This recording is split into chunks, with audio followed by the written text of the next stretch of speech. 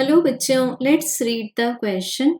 A uniform rope of mass 0.1 kg and length 2.5 meter hangs from ceiling.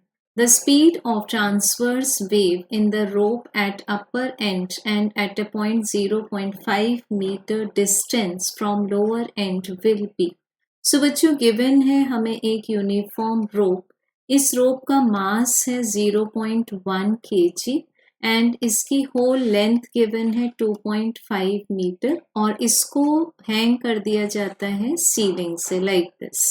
अब बच्चों हमें इसमें फाइंड करना है कि जो वेव्स अगर हम इसको स्ट्रेच करेंगे तो इसके कॉर्नर्स को हम मान लेते हैं एंड्स को ए एंड बी.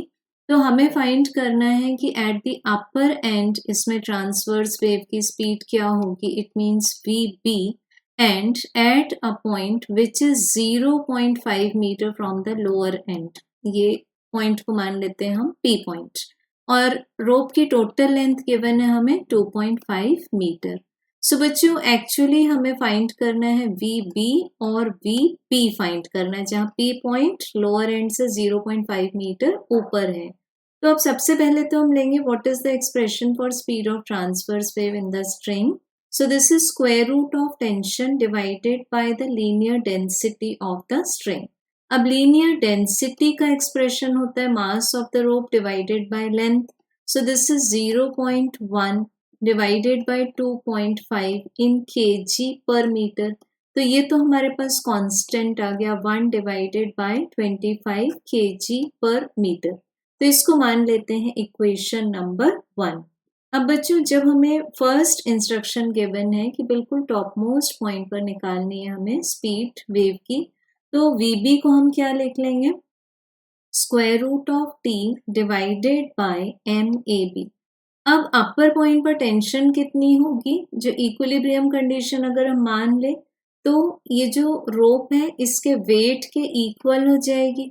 तो हम टेंशन को क्या लिख सकते हैं mg और मास पर unit length of the string equation 1 से 1 डिवाइडेड बाय 25. अब m गिवन है हमें 0.1, g की वैल्यू है हमारे पास में 10 मल्टीप्लाइड बाय 25. सो ये आंसर आ जाएगा 5 मीटर पर सेकेंड. तो ऐसा ऑप्शन जिसमें फर्स्ट आंसर हो 5 that is option number 1. Still for the concept clarity हम लोग सॉल्व करेंगे कि P पॉइंट पर इसमें स्पीड क्या होगी. So as we know the tension is directly proportional to the length. तो हम यहाँ पर स्पीड एट पॉइंट P को ले लेंगे स्क्वायर रूट ऑफ, मान लेते हैं यहाँ टेंशन है इस पॉइंट पर, टेंशन इन द रोप मान लेते हैं TP डिवाइडेड बाय M तो कांस्टेंट है. तो अगेन इसको इस तरह से पुट कर देंगे. अब हमें जो TP की वैल्यू निकालनी है उसके लिए हम ले सकते हैं TP divided by TB is equals to length till the point P.